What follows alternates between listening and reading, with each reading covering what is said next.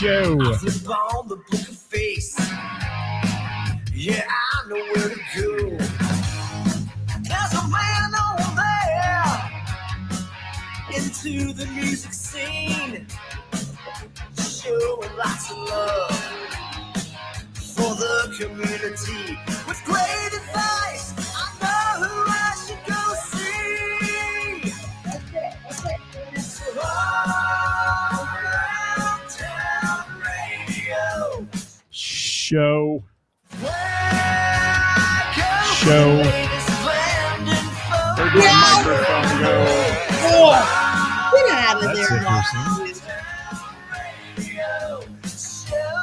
Hi, everybody. Oh, there it is.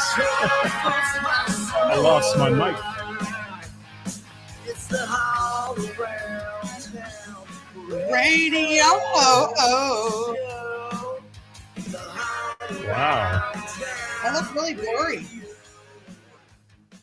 Hello. Hello. How are you? Good. Why does my face look like... It's flushed. It's flushed. It's the weekend review. Top 5 will coming for you. I'm trying to get dressed. Sometimes they I'm trying to don't control my dog and wonder why my face is long. Come on, who's playing out? Who's playing out? Hi, Bonnie. Friday night. Hey, Matt. Hey, Roger. Hi, Ed. Who all's out there? Hi, Megan. You saying hi to everybody? All right. I'm not drunk. No? I don't even drink, really. No. Show. Hey, we had a great show yesterday, and thanks for everybody who joined us. We talked about the back-to-back weekend at your place, by the way. It was so good. Yeah. Oh, I missed you on the show yesterday. Somehow you didn't show up, but I know what you got on Mondays, so I know why you can't be there. I work on Monday. Yeah, you do. You're busy on Mondays, but we had a hell of a weekend with Cassette Junkies on Friday and Ladder on Saturday. Man, I enjoyed it. Got to see some great people. How about Bob Klein showing up? Hi, Wasn't that Bob great? Klein. Guys, Wasn't Bob that cool? Klein showed up on Saturday for Ladder's show, and what a joy that was. He's like a dick in real life and online. It's awesome. No, I'm I kidding, love it. Bob. You're not. You're I awesome. love it. He's got some good opinions. I like him. I like his opinions. I like him. Let me get the comments up here, Ed, saying, hey, hello. Well, it's Ceris now, too, but I was on there solo because she was letting the dogs in. That's the secret today as to where she was when we opened the show. Hi, Bonnie, Roger, Kareem. Look at all these people. Matt Anderson, thanks for being here. Bonnie's saying hi, Karis. There you I go. know. I said hi. And then she accused me of being drunk. Oh, okay. I'm so slow in the comments here. You know how I am. Fair, I do resemble a drunk person every once in a while. Today, I resemble a poodle. The poodle hairdo really is getting it today. It is. The poodle hairdo. It's nice. Jim, great seeing you over the weekend as well. Jim Kilroy, he's a remarkable person too. God, he's such a kind human, isn't he? There are so many good people that come in the bell. I got to say that. I mean, there really are. I felt like I was with family Friday and Saturday. It was really cool. It is family. It Oh, is. look at this asshole. Look who joined, Mr. Jamie Combs. What? I thought he lived in a little like hut somewhere under the basement. Or I never see Jamie Combs on here. What's up? What's up, Jamie Combs? Eric? I loved you, Bob. No, kidding. I loved you, Bob. I thought you were awesome. Bob. We Good to have you with us. We judged people in person. We did. There was some joy and Oh, I judgment know, happening. Bonnie. I'm just teasing with you. But now my dog, two of my dogs want to go back outside. God, guys, I have to work. They don't care. They don't care. Jamie Combs just got back from Cleveland. Cleveland rocks. Oh, I love when you embarrass yourself, Jamie. Yes. Thank you, Jamie. Good to have you with us. And who's in a van down by the river? Karis? Living in a van down by the river right now? She might be. Hey, I will say we had a lot of joy and judgment going on Friday and Saturday, and I was heavily judging you. And I told you on Friday that Saturday I expected you to look even hotter than you did on Friday night. And Did you I pulled it off. I You did. did. You pulled it off. Really, it's just a change of shirts was all it was. Well, yeah. I mean, when you're flying the gunships in there like you were and all that, it was there. It's hard not to when you got big old bubicular devices. Devices. Is that what you call those? Bubicular devices. I got to write that one down. That's a good one. Let me get rid of this banner there. Bye-bye. There we go. Hey, let's put that up. Today's hot topic was a viewer submission and does not necessarily reflect the views or positions of our host or sponsors. And had several people write in numerous times, actually, about this topic. And we've covered it either sound or lighting. We've never done it all together. Let's talk about production today for local bands. Not talking about the Jamie Combs, Pink Floyd show, all that stuff. We're talking about local bands and production. So let's start with sound. Sound is important. Speaking of sound. Hey, end it. End it. Megan Miller. She said you were boobalicious on Friday. Hey, Carl. There's Carl. Nice to meet you too, Carl. Daisy, Mama's going to get mad at you. Yeah, Mama's gonna have Daisy in timeout here in a minute. Yes, she is. What's up, Kenny Patterson? How are you? Good to have you with us. So let's talk about sound a minute. Okay, can we? Yes. We've always said it's important. It's extremely important because the best band can be submarined by the worst sound. Yep. And there are some important things. First and foremost, even though you do a sound check maybe you show up early like you should and do a sound check to make sure there's no bugs in the system and any of that kind of stuff. That's Say a that plus. again. Say that the word should. You show up early like you should and make sure there's no problems with the system. However, remember, a sound check with an empty room is not a sound check with a full room. Right. So there is going to be some dial-in going on when you start your show, and we know that's going to happen. I always give a band a couple songs to get everything absolutely fixed, but not a whole set. No. Also, somebody could be really, really good at doing sound. This is why coming in for sound checks is important and asking for help, because somebody who's really good at doing outdoor sound does not mean that they're good at doing indoor sound and vice versa. They're two very different things. But it varies from room to room too. I mean, absolutely.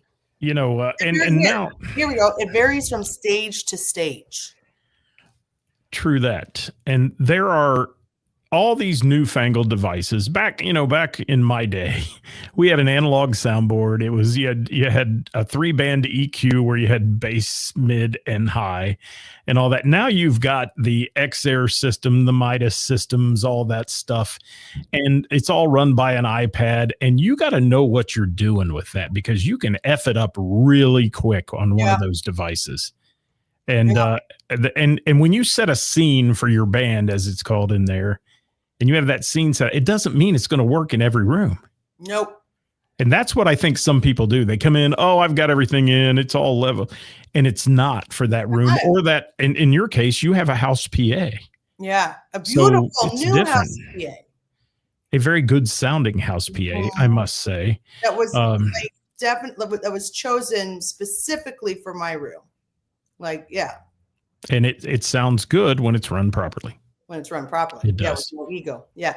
With no ego. True. We've seen that. I've been there with you when we've had sound ego. Mm-hmm. And man, but the folks you have do sound at your place. You're very selective, and I understand that. And Jeff Vance. Let me just say, Jeff Vance is the man. Let's talk about Jeff Vance. Can we? Because, I would like to talk about Jeff Vance. Go ahead.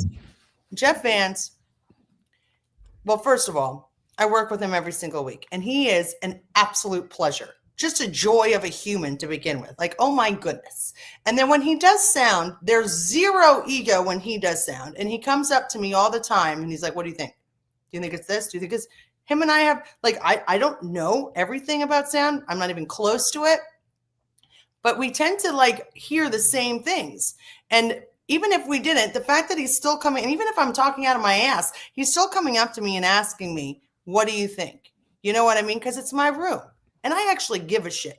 And here's the thing. This guy pays attention to quite literally every little thing. So when a band their lead singer is singing a song that perhaps is out of their wheelhouse and maybe should not, we'll just leave that, is not other wheelhouse and doesn't sound so great.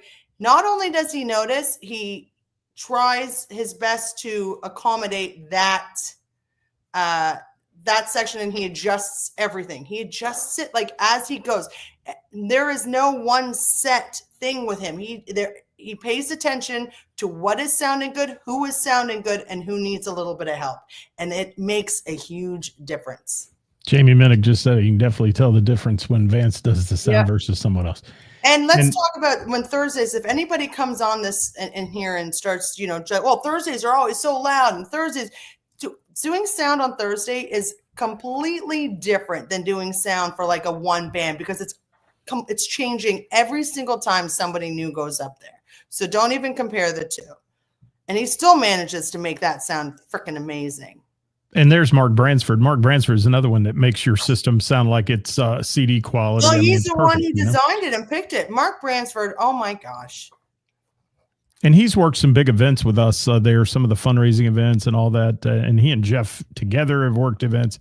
It takes somebody that is not rattled easily to run a house PA for other bands. And Jeff is one of those. I got to say, he doesn't get uptight about anything. Can I give a compliment to Mark? Because I'm obsessed with Mark Bransford's sound as well. This guy has run sound at my bar an amount of times, okay? Amount of times. Okay. Especially like when he does Crown Watts. He's the sound guy for Crown Watts, production for Crown Watts. But Mark will still come in and he will still do sound check pretty much exact same way every time. Doesn't matter if he's done it the same way or if it's logged in his iPad or whatever the verbiage is. He comes in and he freaking perfects it every single time. I've never heard him say, well, I've done sound here before, so I didn't think it was that big of a deal. Guess what? He's never said that. And the bands that have said that to me, it's become a big deal because they haven't had any good sound, because the sound hasn't been coming out or something. Like, I don't even want to talk about it. But there were 2 weekends in a row when the band couldn't even start for like an hour and a half because their sound guy has worked this room before. And so they thought they had it and they did zero sound check. No. Mark Bransford comes in every single time and does the exact same sound check and spends the entire 2 hours doing it and perfecting it every time. And I respect that greatly. And what you just said, any band that thinks they can just waltz in and not do a sound check is sadly mistaken. Sadly mistaken. You've got to do that. Yeah. And Jamie said that's unacceptable. It is. And I've seen them walk in your place and come in at 5 minutes till 8, and they're supposed to go on at 8:30 or 8 o'clock, 8:15, and they roll in and they're like, okay, the talent's here. No. No. It doesn't work that way. And you got to be proud of your craft. And Jeff and Mark are proud of their craft, what they do on the board. And it's so funny. Sometimes I'll walk up to Jeff and we joke about people playing loud on the stage. Stage volume is a huge problem with all kinds of stuff. And he'll take the guitar and drop it out of the mix completely. Yeah, he shows me that every time. And it's smoking loud, and that kind of stuff. It's at Rick Kern monitor volume, as I like to refer to it, because I once got up on stage to make an announcement when Rick was playing, and I believe I still have lost hearing in my one ear because of the loudness of his floor monitor. Some people really like it loud, and it can overtake the house system. I'm not going to mention any names, but there's a certain sound guy who does sound for a certain band who wants to quit because the certain member of the band is so unbelievably loud that he just can't. It's so hard. It's so hard to control the volume because and makes him upset because he feels like he can never get it right because the person makes their members of their bands have had to switch sides of the stage because they're so loud. Their stage volume is so loud. So yeah, we've kicked stage volume around before, and that's a huge part of this. But I think perfecting your sound, like we said, being there early, making sure everything's working.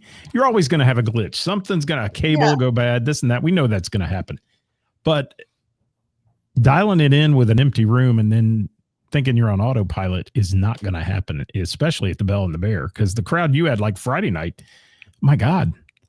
I mean, it was elbow to elbow in that place, and that sucks a lot of sound out of the room. It really does. And if you do the sound check at the opening before the club opens, it's going to make a big difference. Yes, and that's that way anywhere. And I mean, if you ask any pro front of house sound person, and I mean, we got Kenny Patterson on here, people on here that know that business. It takes a good person to be able to on the fly fix things and get Jamie, it going. That wasn't you. I wasn't talking about you, Jamie Combs. What are you saying? I was telling Jamie that I wasn't talking about him. But Jamie likes monitor. He does. Jamie has a lot of stage volume. And he likes guitar amps. He does. And Jake Davis, thank you for that comment. Yeah, when the sound man shows up late and you can't get a good sound check. Yeah. Amen to that. Most sound people, though, they at least have to come in and set up and get their act together. So they're usually there before the band. If they're not, they're making a mistake. But I don't think there's a lot of room anymore in a club such as yours to not have a sound person. No, because if you want people that run it from the stage, you better be very good at it and getting it set up. But you can't fix any problems when you're up on stage wearing an in-ear monitor. And I find it really like we got Jeff Vance. He's now our full-time sound guy at the bar, but except for on the nights that he has a gig, because he's a musician as well, a great musician, a bassist. And he plays in a band called Velveteen.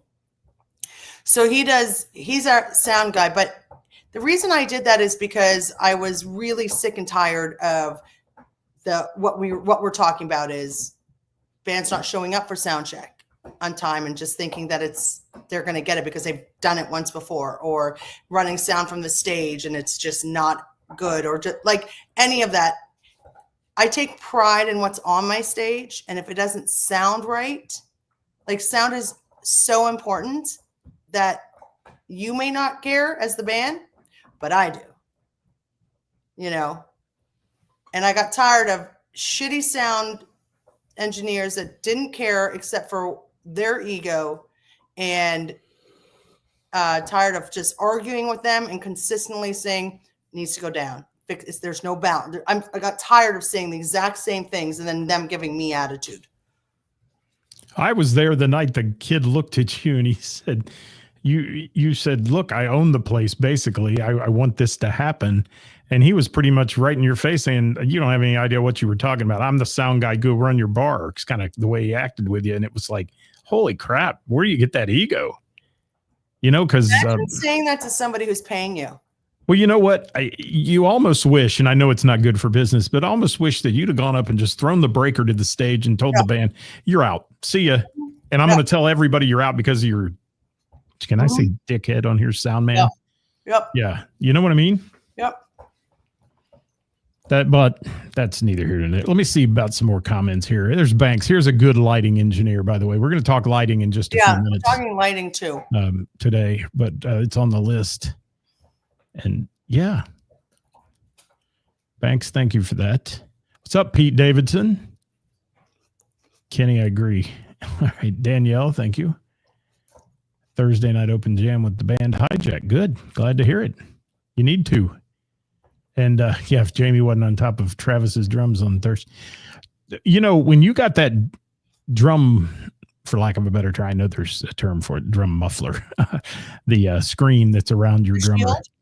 Yeah, the shield. Is that what we're calling it? The shield? Okay. The drum shield. It helped a lot.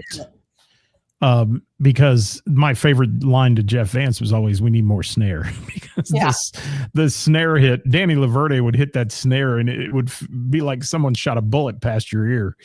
Danny and Dave, Danny Laverty and Dave Parks, they're not shy on those drums. No, No, they're not. They're not. And that's a good thing to say, because it takes the mark of a good musician too to realize the room you're in sometimes and know. And one thing I'll use as an example, I got to see. It's not an insult either, by the way. What I just said. That's like they're just no. I got to see Dreamboat Annie play at Memorial Hall. That's one where they have a decibel level. You're only allowed to go over all that. And I watched Doug Drew change drumsticks. He played down, and some of those songs really need a great pounding drum, solo or something. And he realized, and he did it. And that's the mark of a pro, I mean, that's somebody who knows what they're doing and can bring it down a notch and do it the right way. So many bands rely on a guy who thinks he's a sound man. Let me say that.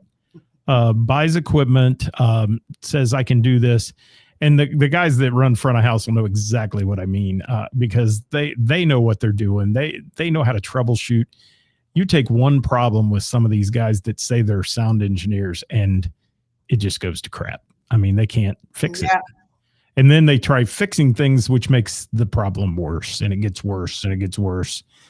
And, why would a band have feedback through the entire first set?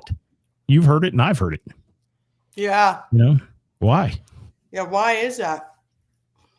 You have to ask yourself, who has the control here?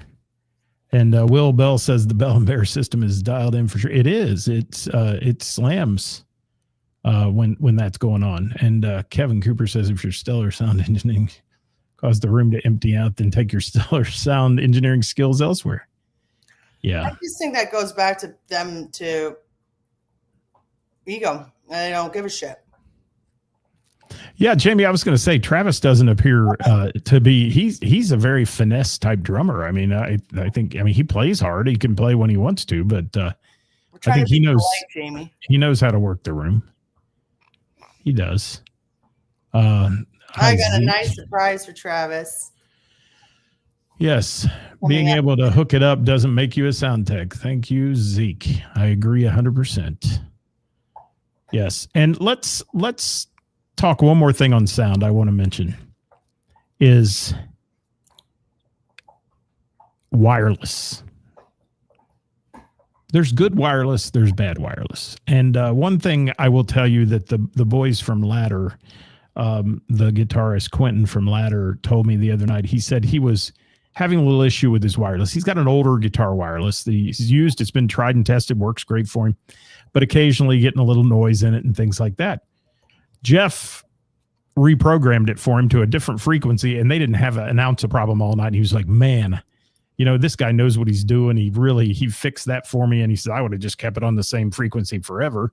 Mm-hmm. Just kind of the guitar player in him, just like it works, and Jeff fixed it right on the fly that night at the sound check.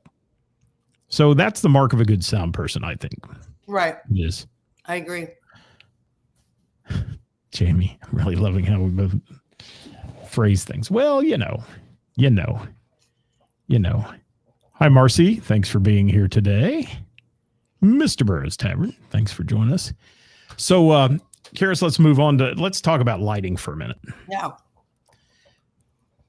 I'm gonna say something that a lot of musicians are probably going to disagree with me on, but I think in the age of social media, and it is so important, no matter who's in the audience, shooting pictures of your band to post and say, I went to see blah, blah, blah band and all that. And here's the pictures, just as I do. I'm no Ed Sawicki. I say it all the time. But when the lighting is good, the pictures are great. Yeah. And Ed'll, if Ed were on here, I don't know if he's on here or not, if Ed's still here, Ed'll tell you lighting is the key for him. And he has the low light lenses. He has all the high tech stuff, and he has to edit pictures sometimes and brighten them up. But Jamie says she wants to talk about lighting too. She takes a lot of pictures and posts them. See, Jamie, I had great pictures of Ladder because of Jeff's lighting. I'm going to say that. I think if it's too red, yes. I also think blue is the ultimate worst color.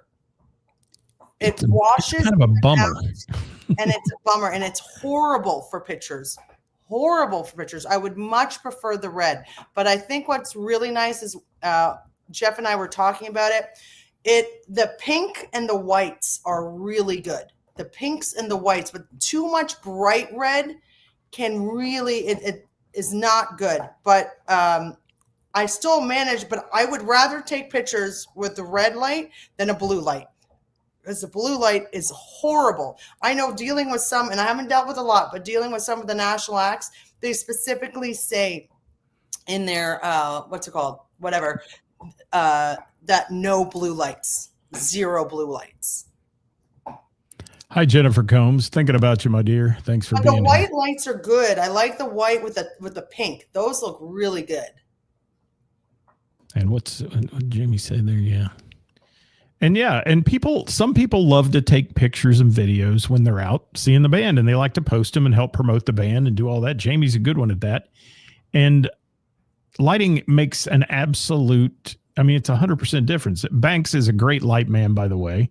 Yeah. So it's always the light man fault. So what did he say? He said, you never use blue for front lighting. Blue and reds are for back lighting. That's interesting. I didn't know that. I just know that it looks horrible in pictures. Horrible. Jake. Thanks, Jake. Blue makes you look old. It makes you look deceased sometimes. It really does. It washes you out to make you look like you're a corpse. Yeah, I'm not a fan. Sometimes I don't think it's necessary to like I get it, but if you find some good lighting, just leave it. And I was watching Jeff run Ladder Show the other night, and he's working the sound, and he's back there working the lights, and he's doing great things. He made their show wonderful. And that's just because of your house sound guy. I mean, I told you that today when we talked about the show earlier. I said he is worth his weight in gold. Well, I don't know. Zeke, I think the pictures when it's like pink and white, they look really good. I didn't know it's not a real color, but it still looks really good. Zeke, did you change your name? Because I think I know who that Zeke is. I can't tell by the profile picture. Yeah.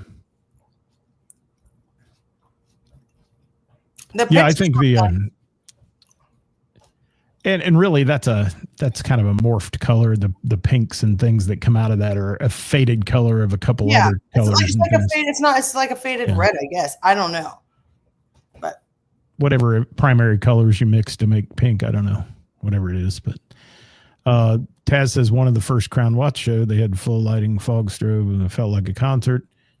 Rarely has any band continued that production, but he said it's a pain, but worth it. It is. It's fun to make it a production that way. It is. It's just also expensive, and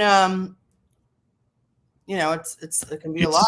It's a lot of load in and out too. It's a lot more. Yep. And I saw a comment, and I didn't know the person that made it, but they were referring to the Genesis Retouch show over the weekend at Memorial Hall. And I thought Tim Butterfield's response to the comment was just most excellent, because they were saying they were in the front few rows or something, and they were getting blinded by these white lights that kept sweeping into their eyes and couldn't see the band for the white lights and all that.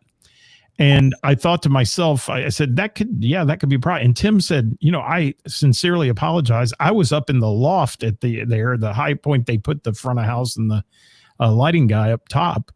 And he says, I couldn't necessarily see from that angle. So he took it, and he had a great response to it. I don't want to quote what he said, but it was excellent, I thought. And the way he explained what he does. And there's a guy who puts on one hell of a lighting production, Tim. Yeah, we had a similar instance at the Bell. The white light was just blinding people, and he's got zero ego. And I just went up and told him, I said, we got to move that light up because it's just blinding. You can't even see anything. We know, Bill. We know. How did I know that Bill would respond about lighting? That and parking, Bill. I don't know. I think you're becoming that get off my lawn old guy or something. I'm wondering about Bill sometimes, but he was talking about parking this weekend downtown. It's a problem for some people. I can tell you, since I had my retinal surgeries and all that, I have to close my eyes sometimes and look away from the lighting, which is sweeping through my eyes and that, because it's blinding. And it just depends on the person. Some people love that kind of stuff. I mean, I can't imagine like the production people like at a Kiss show and those kind of things. I mean, those people are using sweeping lights and moving lights and all the fun stuff all the time. Jamie, you've been to a lot of Kiss shows. You know what I'm talking about. I'm sure your production, the Pink Floyd production, has the same. I mean, you probably have a lot of lighting cues and so on.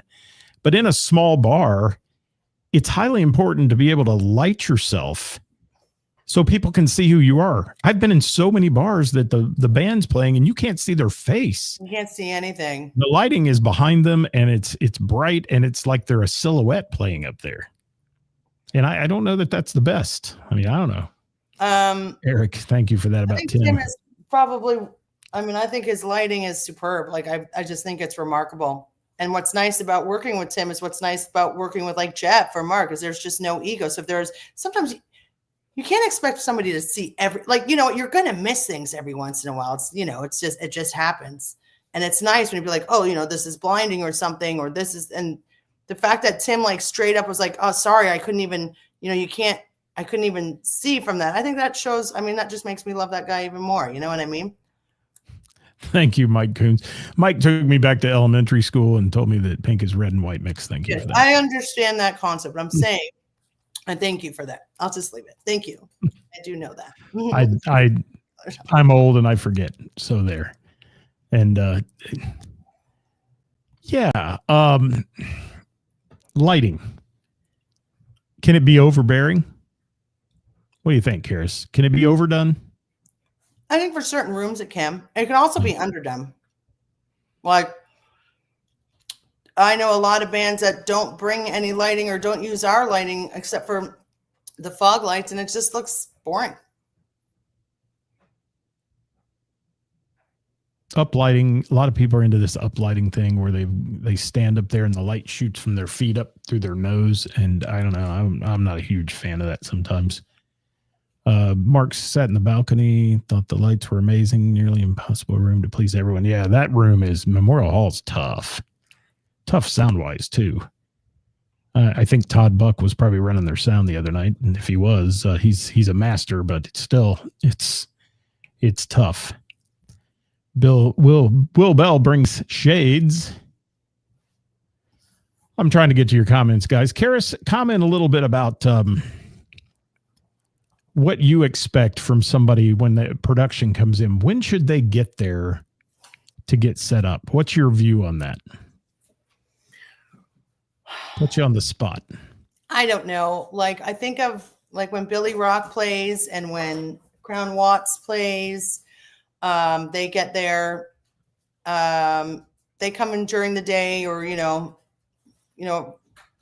depends on what day. They'll come quite a few hours, get it all, synced in, and then they'll come back later and do like the sound check, with the actual, with the band. Like Mark comes and does sound check before everybody else gets there. And then when he comes back later, so I think it depends, but I would suggest make sure everything is loaded in and you're starting soundtrack at least an hour and a half to 2 hours prior, because if you run into problems, give yourself some time. And James Banks that's on here, he's a great lighting guy as well. And Banks and I did a show not too long ago he did a remarkable job with, but I saw him do a show right after that, and he posted something about a video. He kind of took a quick little snippet video and said, know where your power is and know how much power you got. Right. Because that's another thing. Some of these bands now, and I'll take the Whammies for an example. They have a major production when they come in. I mean, they have TVs, they have video screens, they have all kinds of lighting and this and that. So that's got to be done. And they know that. I mean, they do it, but some bands try to pull this crap off in an hour and you just can't do it and get a sound check in. It's just not going to happen. Yeah, Jamie, a minimum of 2 hours. See, I agree. Thanks, Jamie. Yeah, I agree 100% because you don't know. And we've run into that problem before. You just don't know. Daisy gets there 2 hours before. You don't get there 2 hours before. I'll say that. Look, she's going to throw something. She's going to throw something. Here's the problem. I get there 2 hours before, then I have to leave 2 hours early because I got dogs to care for. So I try to come right when it starts so that way I can see at least 4 hours of the show. Makes sense. Yeah. Yeah. So haze and fog, I wish bands would ask about haze and fog because it sets off our alarm and stuff. Fire alarm. Yeah. And Yeah. I do like how it looks in pictures. Don't get me wrong. I'm not saying I don't. But Did it go off Saturday? I don't know. That's what Sean and I were trying to figure out. He said that it might have, but I don't. It's in like the back room. Yeah, I don't know because they use the Casey's already made his statements. They use the geysers a lot. Every time they yelled green light, the geysers went. And if you haven't seen Ladder, that's their cue to drink. Mm-hmm. Yes. What's up, Sean Cooper? I'm trying to get to all this. What's Banks saying here? Always remember, you're painting a canvas, you're setting the mood of the music, and your biggest job is for the crowd to see the band. Banks, thank you. He's such a great guy. I love that guy. Yes. And, you know, if you're going to invest in lights, invest in decent lighting too. You know, don't just buy the crap off Temu. The Temu lights. Temu lighting. I mean, I like the idea of, I like the look. I mean, I love the look of like some haze and I love the look of the lights. But you don't have to overdo it. All right. I'm like missing out on this. Ed says some fog machines are just irritating. They are. They are. Like I've had to turn that off because people were complaining they couldn't breathe. It's just, it's almost best just not to use it because it does irritate a lot of people. The fog machine. Jamie, I couldn't agree more. Haze and fog in a small room like that just does not do what, I mean, that's design. A hazer's designed to do a venue and arenas and your theaters and things like that where you've got room and headroom and all that in the place, and it's interesting. It is. Well, I remember Tim used one, Mark, and I just remember that people were leaving because I wonder if there's a setting to just do minimum, because it does bother some people. I can say that. Mark's hitting it here. He said newer ones use water-based haze fluid. Let me tell you, the old days, I worked in a dance club and we used fog like it was going out of style, man. We used it all day long. And I couldn't breathe when I got home, and I wiped the oil off my body from those things. Because it used oil-based stuff. It was awful back in those days. And now the water-based stuff's a lot more forgiving. And what's Casey saying? Kill your throat. Yeah. Singers don't like the fog machine. Yeah. And Randy Eldred, there's another good sound person, and he's one that gets there early. And yeah, everybody should be able to relax and then hit the stage running and play and not have crisis happening right up till showtime, or in your case, Ceris, a couple of times, showtime's delayed for an hour and a half. Mm-hmm. But I think that I'm going to call that laziness. Mm-hmm. Because the band didn't show and nobody showed till it was right at showtime. What pissed me off was the comments from both of them, which was, well, they worked the room before, so they figured it'd be okay. Jamie made a good point. Jamie Combs made a good point that they on Thursday nights, they are there every single Thursday, and they still show up 2 hours prior and run through sound. Yeah. Mark Bransford, who's worked my room millions of times, still shows up like 7 hours ahead and does a sound check. There is no reason why any band should ever have the audacity to look at me in the eyes and say, well, we've worked this room before, so we didn't think we had to come in for sound check. Hi, 7. If you do that to me, I will remember that. And if it's a no-no. I don't care how many times you've worked my room. You get there with ample time to do a proper sound check. Jeff does it every Thursday. Jeff does it every friggin' time he works. I'm sorry. I'm laughing at Jamie. That pina colada fog, man. We had it in the height of the disco era, man. People went home having free love and pina colada all over their body. It was like they bathed in this shit. It was terrible. Yes, cover the guitars and drums. It was like when they smoked in bars, man, and you go home with your gear and you use a putty knife to take the nicotine off of it. And all the old sound people know it. They know what I'm talking about. So who should package production for a band? I think that's one of the last questions I want to throw out there today. Who's responsible for making sure their production is just as important as the singing and the song choices and the set list and all that? Throw some comments in if you're out there, guys, real quick. We got a minute or two left, so please drop us a comment about it. What do you think, Ceris? Is that the leader of the band responsibility? I mean, most bands don't have anybody that's like their dedicated business manager who says, we're going to do this, the production's going to look like that. Everybody would have a say in it. I don't know. Tequila bass fog. End it. And I will say Zeke does sound at and production at the Sorg Theater, and I've worked with him before. He does a very good job.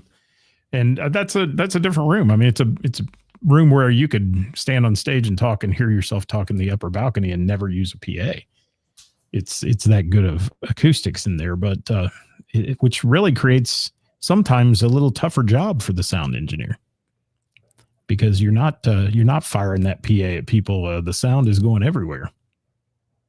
And Ray says, get there 3 to 4 hours early. Yeah, now there are some folks, I will say, there was formerly a sound guy around town who wanted to get there the night before when the other band got done, and then stay till like 3 a.m. and set up his PA and all that for the next day. And the owners were like, no, our staff wants to get out of here. We're not waiting for you at 4 a.m. And so use a little sense, and if you want to get there early, find out what time their doors open and go at noon if you want. But also, if you have an event going on and then you have a band at night, you may not want somebody doing sound check. Heather's is a great example of that. She may have a bridal shower on the patio at 1 p.m. She doesn't want anybody in there doing sound check till 4 o'clock or when that's over with. Sometimes that happens. Yeah. Sometimes that happens. Bob said he wished he would have been hammered if he drank every time they yelled green light. Thank you. Yeah, that was crazy. That was a lot. Mm-hmm. All right. Bill said, thank you for bringing up his most serious issue. Thank you, Bill. Are you loving Daisy today? Every day. Every day. All right, guys, we're about out of time, but let me get Banks' comment in here. Cheaper fog fluid's the worst. Yeah. I don't know what all's in it, but most of it sucks. And like Jamie Combs said, I think he hit it on the head. You don't need it in a small room. You really don't. Little haze maybe to accentuate the lighting, and leave it at that. But that's all. That's all I can see. Well, I think that's a given in my opinion.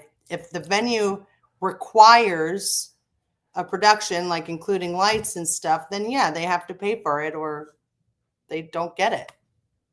I mean, nothing is free. That was just responding to Zeke.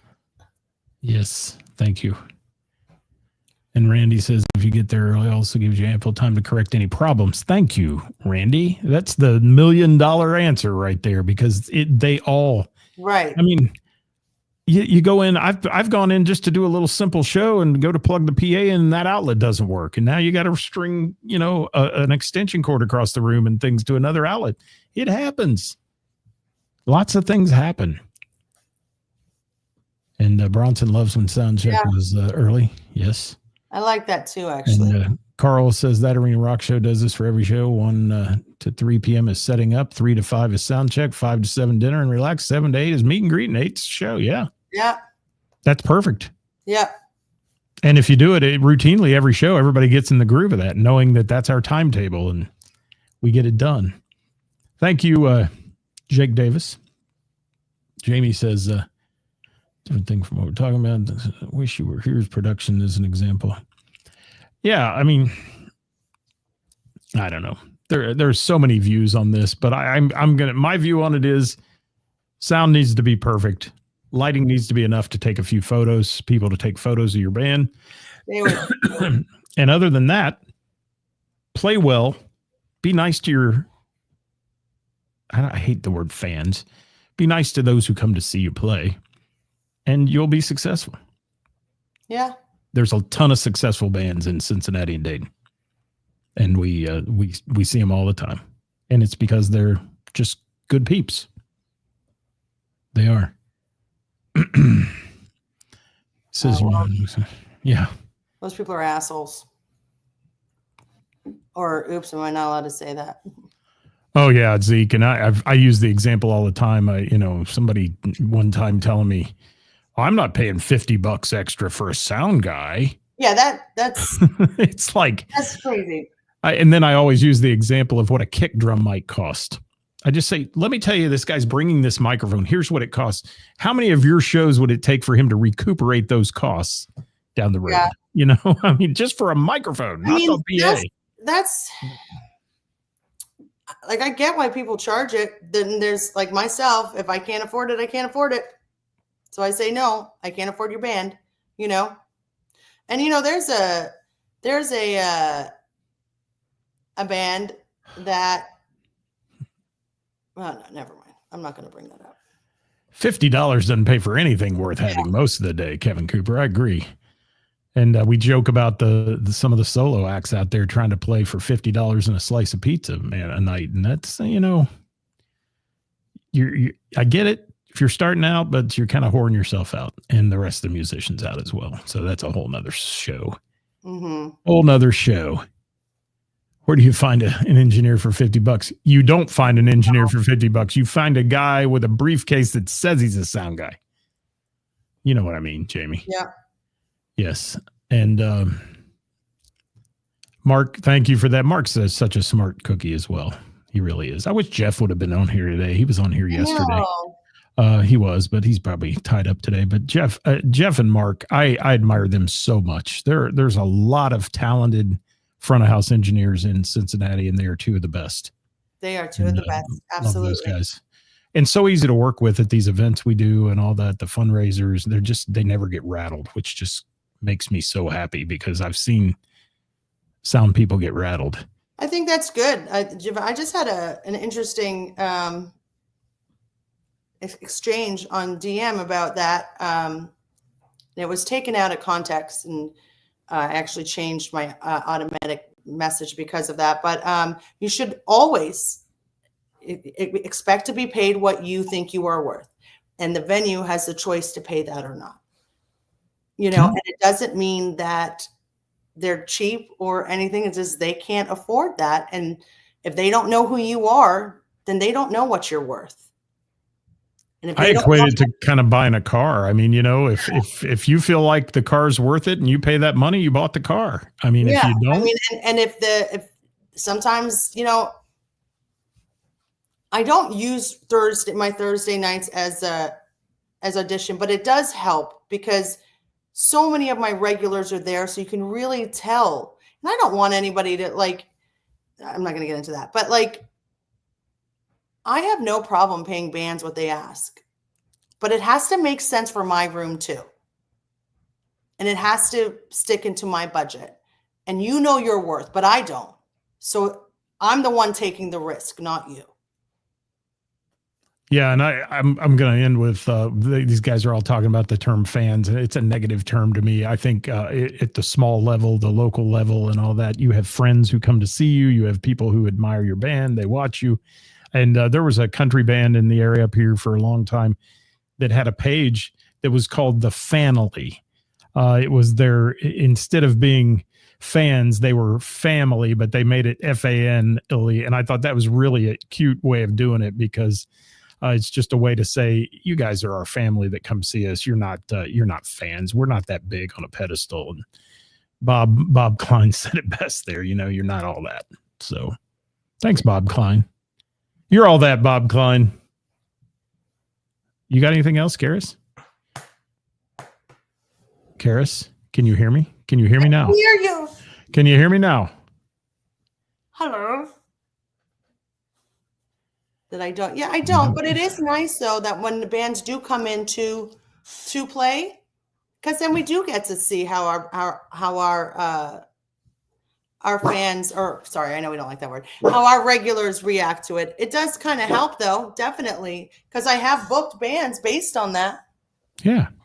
It's just a chance to showcase your talent. I think that's what it's not an audition, but if you want to get up there and show how good you are. And I'm not trying to get you to play for free, and I'm not trying to do anything. I think people take it the wrong way, and it's like, it's not, it just. That's what a lot of open mic nights do. I mean, they rely on people to come in and get a chance to sit up there and play, I'll take care of you. If I'm asking you to come, if I'm the one asking you to come out and join us on Thursday for a few songs so I can see how our crowd is, then I'll compensate. I don't want you to do anything for free. But it is a really good way for, if I don't know if your sound's really going to connect with our crowd, it's a good way. And it's not with every band. There's certain bands that I know will do great. Okay. Well, we need to end. I think this is the longest show in history, episode 94 of Hot Topic Tuesday. We're approaching episode 100, Ceris. You know that? It's going to be a blowout. What are we going to do for 100? Should we dress like senior citizens? Like we're 100 years old? Yeah, let's do that. Yeah, let's do it. All right. We can handle it. And show up early and bring your own lights, Glenn says. Okay. Yeah, unless the bar owner gets mad at you for that. I don't know. Sometimes it happens. Yeah. All right. Thanks for being here, everybody. Hope you enjoyed. We'll be back tomorrow. I will be live tomorrow with our friends Peter and Ed from the Winter Blues Experience, which is going on coming up this weekend. And I'm going to be able to be the MC for that event. I'm honored to be that. And we're looking forward to seeing you at Manor House. If you're into the blues and want to come see some great national acts, tune in tomorrow at noon, because we're going to have some of them on along with Peter and Ed and the rest of the crew from the Winter Blues Experience. So going to be a lot of fun. Ceris, what do you got this week real quick? We got trivia tonight. Unfortunately, Rick had an emergency, so we have to cancel his, but I'm hoping to get some live music to fill in for Rick tomorrow. Okay. Thursday, we jam. On Friday, we have After the Party. It's their debut at the Bell. We're very excited for that. And on Saturday, we have Twisted Fate. So it's going to be a rocking freaking week. Rocking show there with Dell and company. So, yeah, that'll be good. All right. And Ed's looking forward to tomorrow. I am too, Ed. We're going to have some fun. Thanks so much for being with us today, guys. Hope the topic was a rewarding one for you. It was for us. And we always learn from your comments. So thank you for being here. We out. Say bye, Ceris. Bye, Ceris. We done. Bye, Bob. It was so nice to see you. I hope you come back. Bob Klein, I want to hang out more, man. Yeah. We didn't get a chance to talk nearly enough on Saturday. We didn't. Working for the weekend. Thanks, Byron. I flip on the book of face. Yeah, I know where I got to go. I got to go do trivia. I'm late. I'll see y'all later.